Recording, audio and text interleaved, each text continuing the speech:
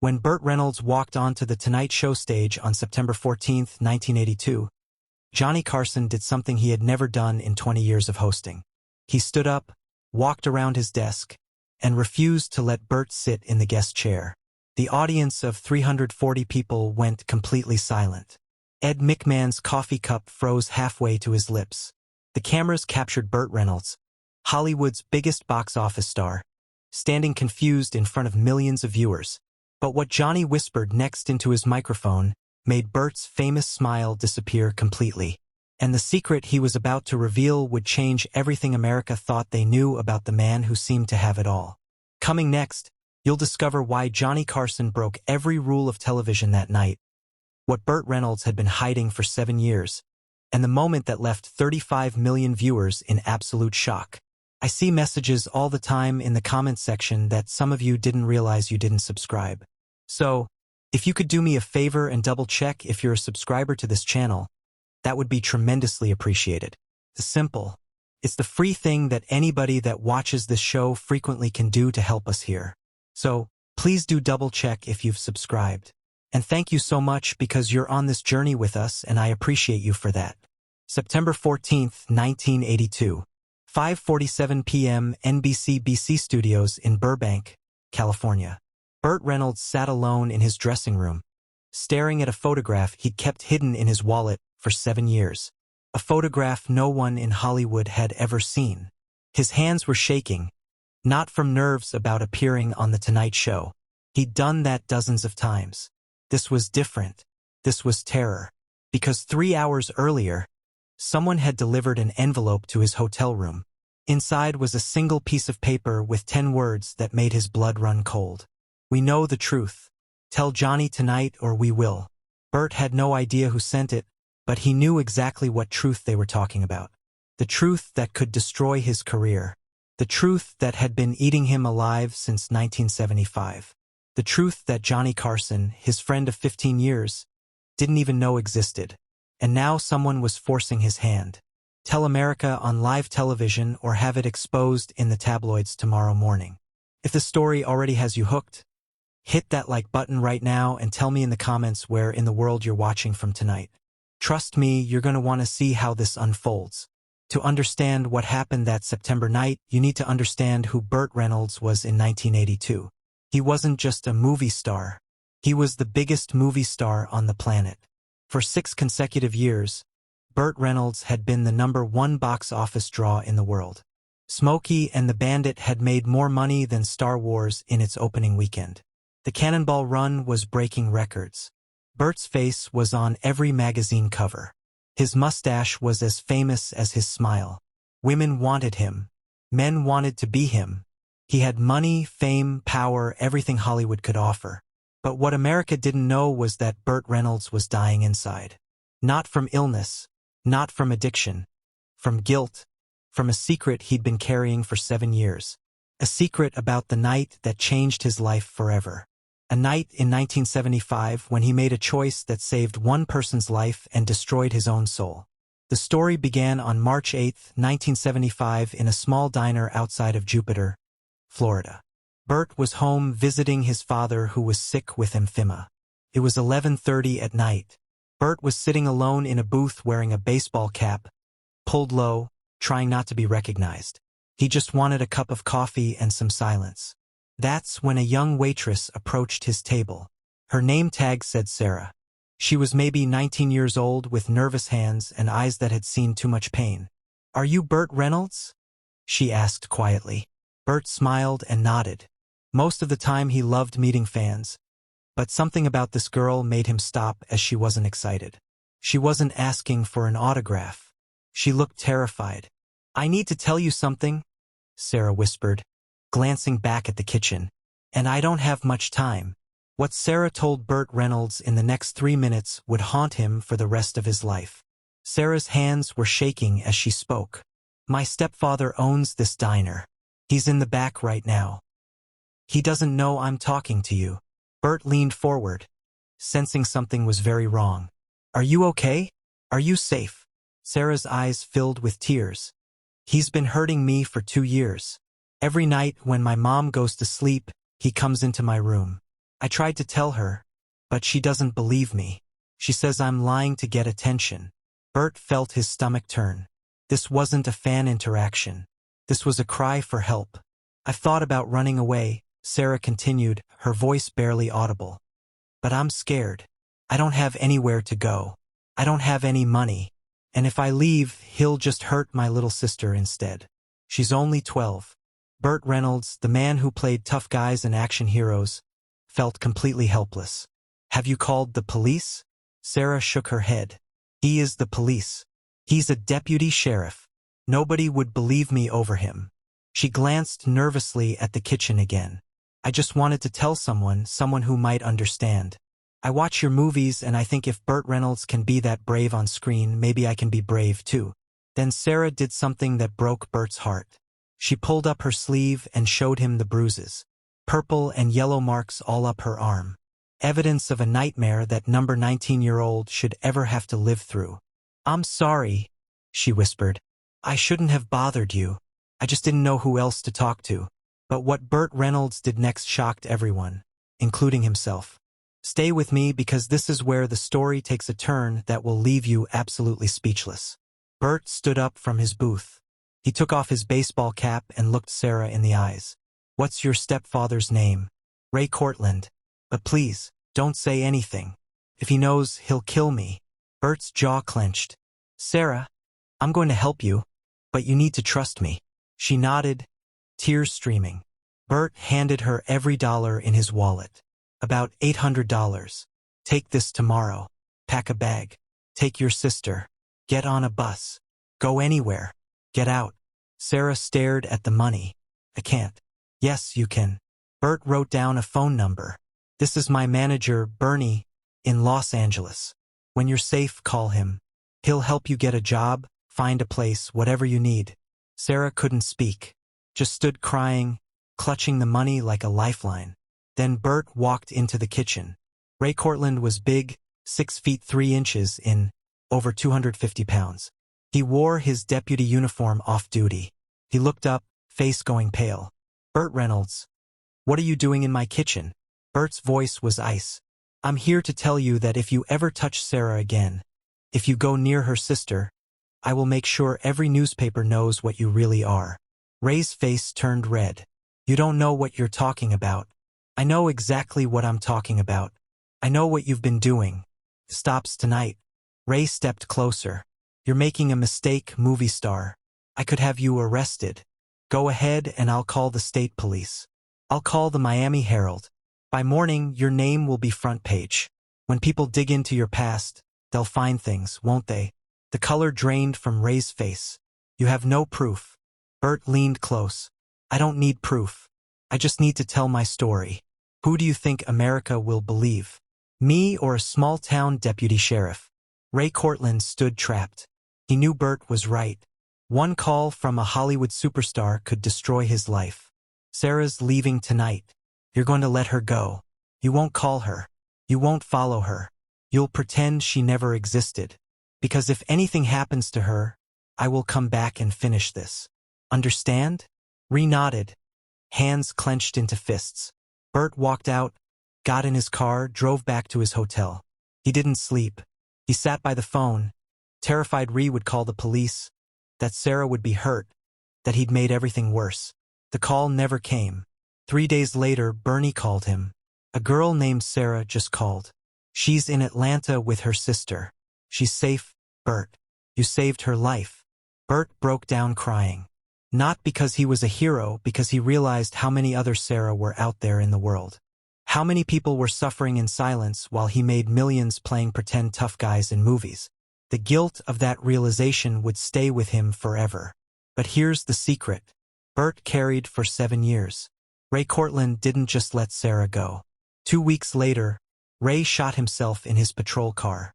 He left a note saying he couldn't live with what he'd done. The investigation revealed Ree had been abusing Sarah for 3 years. They found evidence. They found medical records Sarah's mother had ignored. Sarah's mother blamed Burt for her husband's death. She went to the tabloids, but Burt's lawyers made an offer. Burt would pay her $50,000 to stay quiet. He would never defend himself. Never let America know he'd saved 2 girls from a monster. Because Burt Reynolds believed that Sarah deserved privacy. She deserved to move on with her life without being famous for being a victim. So Burt made a deal with his conscience. He would let Sarah's mother paint him as a bully who drove a small-town cop to suicide. He would carry the weight of Ray's death on his shoulders every single day. He would wonder if confronting Ray had been the right choice or if he'd made everything worse. He would pay the price of silence so that Sarah could have peace. For 7 years, Burt Reynolds lived with that secret. And it was slowly destroying him from the inside out. Now, you need to understand what happened next because this is where everything changed. Drop a comment and tell me where you're watching from right now. September 14th, 1982. 11:29 p.m. The Tonight Show was live.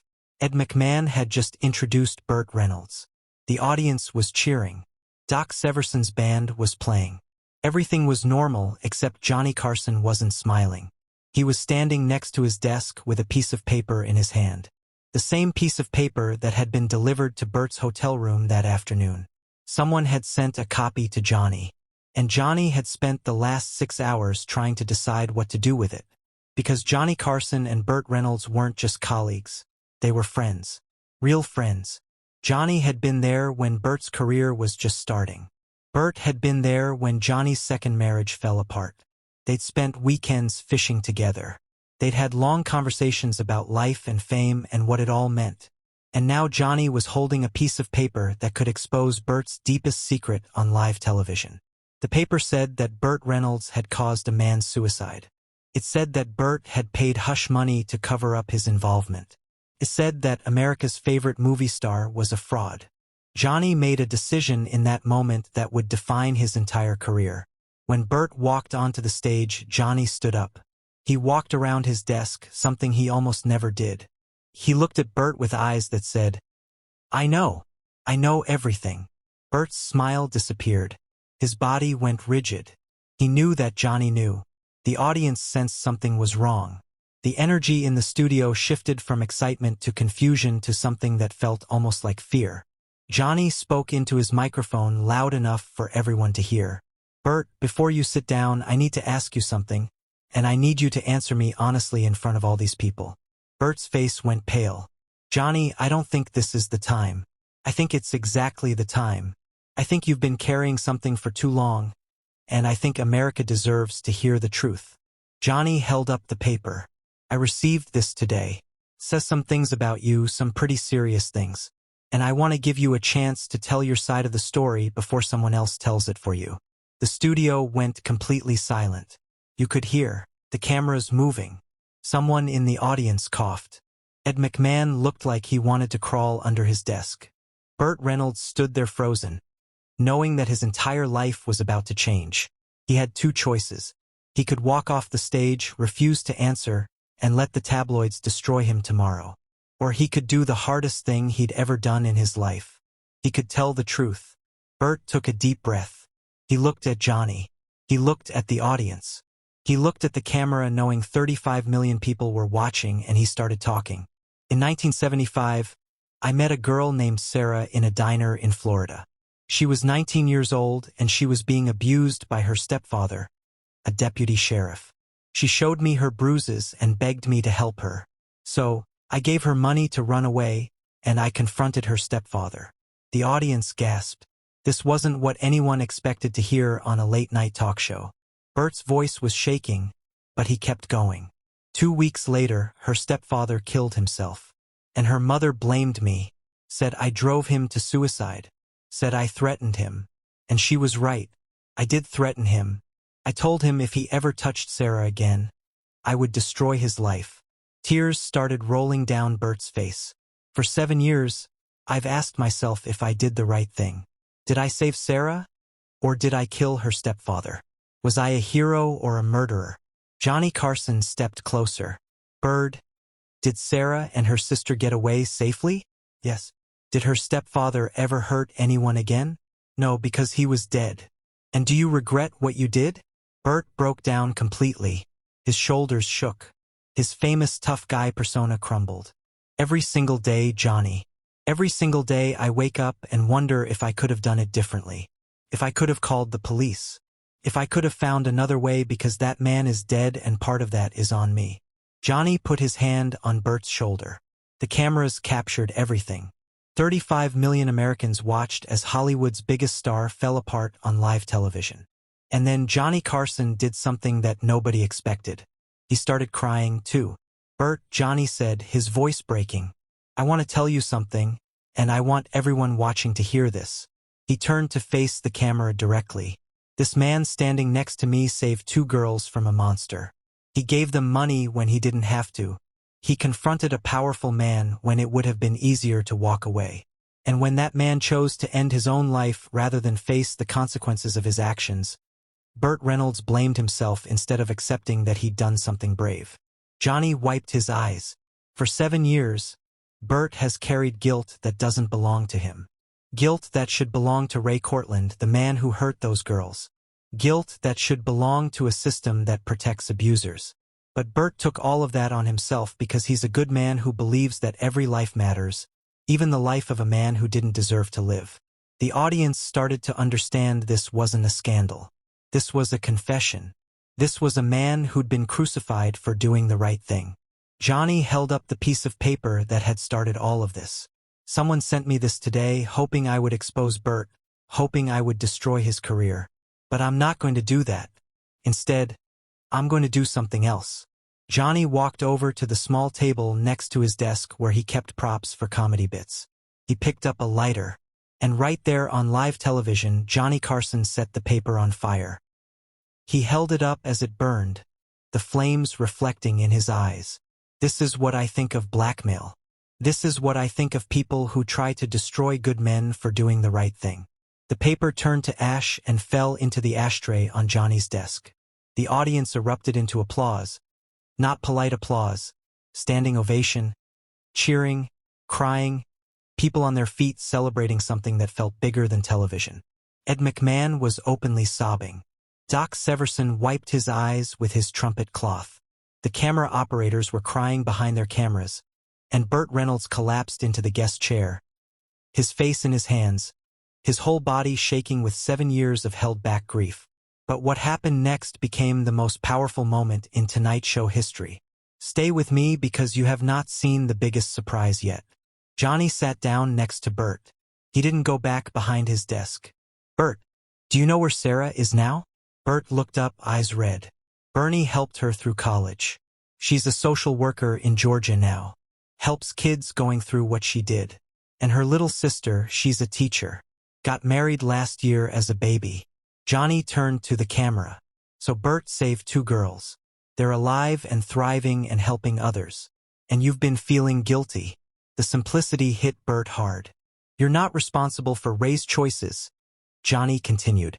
"You're only responsible for yours. And you chose to help someone who had nowhere else to turn. But he died, Johnny. He died because of what he did. He couldn't face the consequences. You didn't kill him. His actions killed him." The audience was completely silent, absorbing every word. "I've done a lot of things in my life that I'm proud of," Burt said slowly. "I've made movies that people love. I've made people laugh. But the thing I'm most proud of is that Sarah and her sister are safe. And if I had to do it all over again, knowing how it would end, I would make the exact same choice." Johnny stood up and extended his hand. Burt stood up too. They shook hands, but it turned into a hug. 2 men, 2 friends, holding each other on live television while America watched. And then something happened that nobody could have predicted. The phone on Johnny's desk started ringing. The stage manager looked panicked. Phones weren't supposed to ring during the show, but Johnny walked over and picked it up. "This is Johnny Carson." His face changed. His eyes went wide. He looked at Burt with an expression that was impossible to read. "It's for you," Johnny said quietly, holding out the phone. "To Sarah." The entire studio gasped. How did Sarah even know to call right now?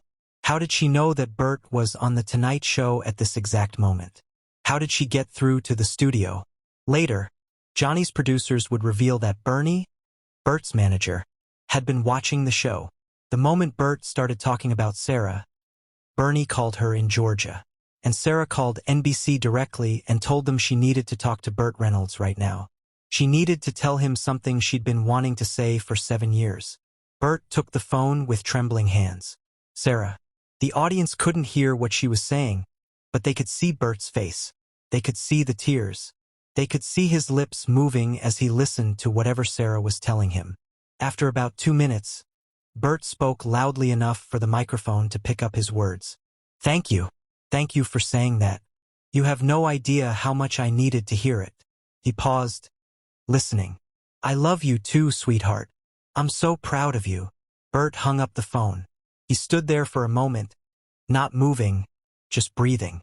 Then he turned to Johnny and the audience. Sarah said she's been trying to find a way to thank me for 7 years. She said she watches The Tonight Show every night, hoping I'll be on so she can see that I'm okay. She said tonight when she heard me talk about feeling guilty, she knew she had to call. Burt's voice broke completely. She said, Burt, you gave me my life back. You and your sister are alive because of you.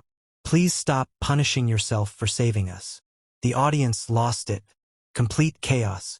Applause, cheering, crying, strangers hugging each other. It was the most emotional moment in television history. Johnny let it go on for a full 3 minutes before he finally held up his hands for quiet. Ladies and gentlemen, he said, his voice thick with emotion. Tonight we witnessed something I've never seen in 20 years of doing this show. We watched a man confess his deepest secret, not because he wanted to, but because someone tried to use that secret to hurt him. And we watched that secret turn out to be proof that he's one of the best human beings any of us will ever meet. He turned to Burt. You came on this show tonight thinking your career was over, thinking America was about to find out you were some kind of villain. But what America found out is that you're exactly who we always thought you were. A hero. Not a movie hero. A real one. Burt couldn't stop crying. I don't feel like a hero, Johnny. I feel like a guy who got lucky. Lucky that Sarah was brave enough to ask for help. Lucky that I happened to be in that diner that night. Lucky that Bernie is a good man who helped her build a new life. That's not luck, Johnny said firmly. That's character. Well, luck is winning the lottery. Character is chosen to help someone even when it cost you something. And it cost you, Burt. Cost you 7 years of peace. It cost you sleep and happiness and the ability to feel proud of what you did. But you paid that price because you believed that Sarah's safety was worth more than your own comfort. Johnny walked back to his desk. He sat down in his chair and looked directly into the camera. I want to say something to whoever sent that paper to Burt's hotel and to my office. Whoever you are, you failed. You tried to destroy a good man and instead you gave him the opportunity to tell the truth. You tried to expose a scandal and instead you exposed a hero. So thank you. Thank you for being so small and petty that you forced Burt Reynolds to finally be honest about the best thing he's ever done. The audience erupted again. Johnny let them applaud. He let them cheer. He let them express what everyone watching at home was feeling. That they had just witnessed something real, something that mattered. Then Johnny did something he'd never done before. He ended the show early. We were supposed to have 2 more guests tonight, he said. But I'm canceling them because nothing that happens after this moment will matter. Nothing will be more important than what we just saw. He turned to Burt one more time. Thank you for being brave enough to tell the truth. Thank you for trusting us with your story and thank you for being proof that fame doesn't make you a good person. But being a good person can make fame mean something. Burt stood up. The audience stood up. Johnny stood up. And for the first time in tonight's show history, the host walked his guest all the way off the stage, his arm around Burt's shoulders like a brother helping a brother through the hardest moment of his life. The episode aired that night. By midnight, NBC's phone lines were overwhelmed with calls from people wanting to say thank you, share their own stories of abuse, tell Burt he'd given them hope. By morning, every major newspaper ran the story, not the blackmailer's story, the story of a hero who'd saved 2 lives and paid the price for it. Sarah went public with her story on Barbara Walters. She talked about what Burt had done for her and how it changed her life. When asked about Ray Cortland's suicide, Sarah said, Ray Cortland chose to hurt me for years. When he had to face what he'd done, he took the coward's way out. Burt didn't kill him. He killed himself because he couldn't live with being exposed. The interview was watched by 60 million people. In 2018, when Burt died at 82, Sarah spoke at his funeral. She talked about the night a stranger in a diner saved her life. Burt Reynolds played heroes in movies, she said through tears. But he wasn't acting. He was the real thing. The Tonight Show episode from September 14, 1982 became legendary and changed television forever. Thousands of people cited it as the moment they found courage to leave abusive situations. Donations to domestic abuse shelters increased by 300%. Laws were changed to better protect victims. All because one night a Burt Reynolds told the truth and Johnny Carson protected his friend. If this story moved you, hit that subscribe button right now. Drop a comment and tell me where you're watching from tonight. Share this with someone who needs to hear that doing the right thing is always worth it. Even when it costs everything. Even when the world misunderstands.